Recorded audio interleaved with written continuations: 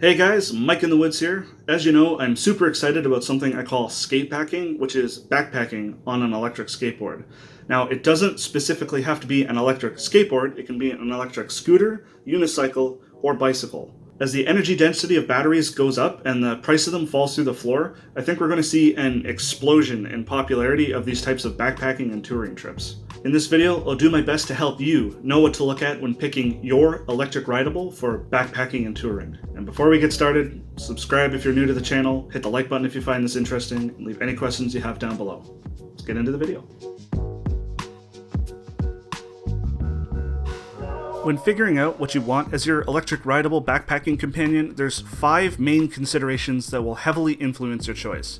There's the skill level and comfort, range, charging time, terrain, and reliability. I'll break those down into more detail shortly, but first I kind of want to give a primer on the 4 main classifications of electric rideables. You've got electric skateboards, electric bicycles, electric scooters, and electric unicycles. And each category offers different things. Some might be more comfortable to ride but super heavy, while others might be compact but take some skill to figure out how to ride. This isn't a firm and mutually exclusive categorization. Some electric rideables kind of blend elements and others are just kind of their own thing. Don't worry too much about this. This is more of a broad generalization meant to give you a starting point to consider what electric rideable might be right for you. And yes, all of them have brakes. I know that's a common concern. So let's break it down for the 4 main electric rideable categories. You've got electric skateboards, often stylistically referred to as eskate, and they're generally longboard-styled skateboards ranging from little shortboards with small solid wheels and one motor up to large 40-inch plus all-terrain behemoths with pneumatic tires and all 4 wheels motorized. The massive batteries are generally either incorporated into the design of the deck itself or slung underneath in a plastic housing, and you control the acceleration and braking with a wireless handheld remote. Then you've got electric bicycles, sometimes referred to as e-bikes, and these are essentially normal-looking bicycles ranging from small commuting fold-up bikes to cruiser-style bikes and even to full-on mountain bikes. And they feature either a motor in the hub of one of the wheels or inside the pedal structure, and a battery usually in or on the front vertical bar or over top of the back wheel. And you control them with a thumb throttle mounted on the handlebar, and otherwise they act just like a normal bicycle. You can go 100% motor, use pedal assist where the motor kicks in only as you pedal, or go 100% pedaling as needed. Unlike the other categories, electric bicycles can be quite large and difficult to bring indoors to charge. And then you've got electric scooters, sometimes referred to, as you can probably guess, e-scooters. And these are essentially adult versions of those fold-up scooters that seem to be all the rage with kids these days. They generally feature a hub motor in one or both of the wheels, and the battery either in the deck or in the handlebar stem. And much like the electric bike, they are controlled with a handlebar throttle and can fold up for portability when taking inside. And lastly, you've got electric unicycles, sometimes referred to as EUC or even just wheels. And these are a motorized, self-balancing unicycle. You tilt forward to accelerate and backwards to brake or reverse. They have a handle so you can kind of tow them luggage style when they're not in use. And while they assist you with balancing, they don't do all the work, and I would argue that these are probably the ones that require the most skill of the 4 categories. Alright, so like I mentioned, this is just a loose framework that you can start to work with for finding out what's right for you. Let's move on to breaking down the 5 important aspects to consider when picking an electric rideable for backpacking and touring. So first up is skill level and comfort. Some of us are perfectly fine balancing on a skateboard or even a unicycle, but I realize that not everyone has the capability or the confidence to do so. No judgment here, just consider what you would be capable of riding. Electric scooters, and especially electric bicycles, probably have the lowest learning curve. Then there's also the comfort aspect. Remember that on a backpacking or touring trip, you're going to be on this thing riding for the majority of the day, for many days on end, potentially weeks or even months. Make sure you get something that will not only feel comfortable to sit or stand on for hours on end, but also won't put your body in some weird, uncomfortable position.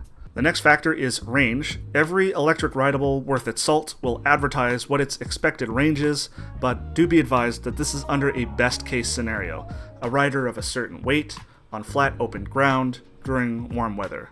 There's a lot of factors that affect range, starting from a standstill, hills, terrain, temperature, and especially your weight are all factors that affect the range. For whatever range you expect to be able to travel on a single charge, add maybe 30 to 50% to the advertised spec, especially if you're on the heavier side like I am. So if I expect to get 20 kilometers on a single charge, I generally look for something that states closer to 30.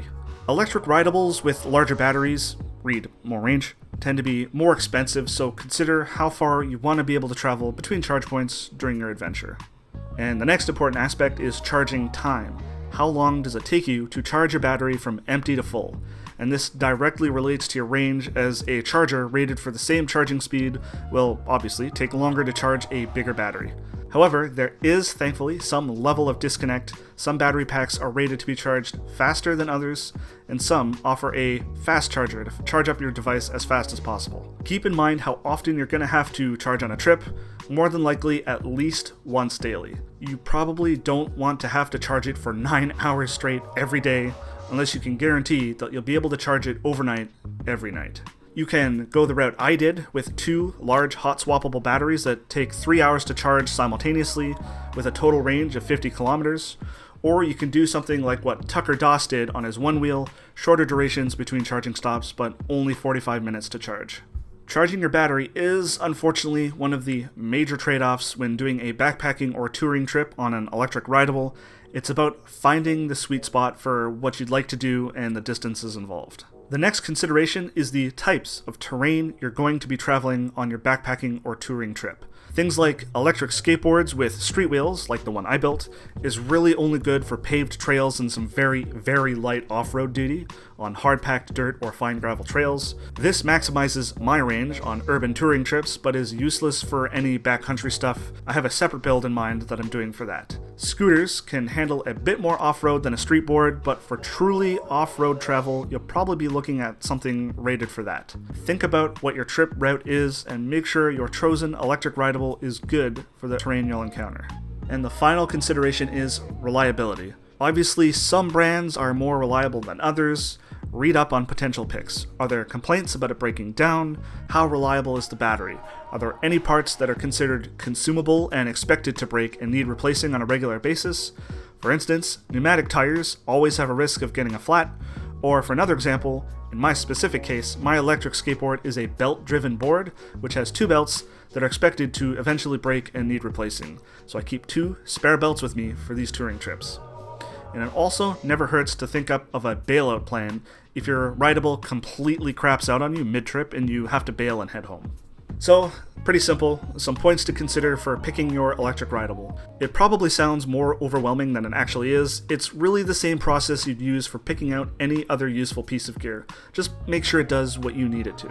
This video is one of a series to get others interested in the idea of touring and backpacking with these electric rideables, so be sure to check out the playlist link on the screen right now.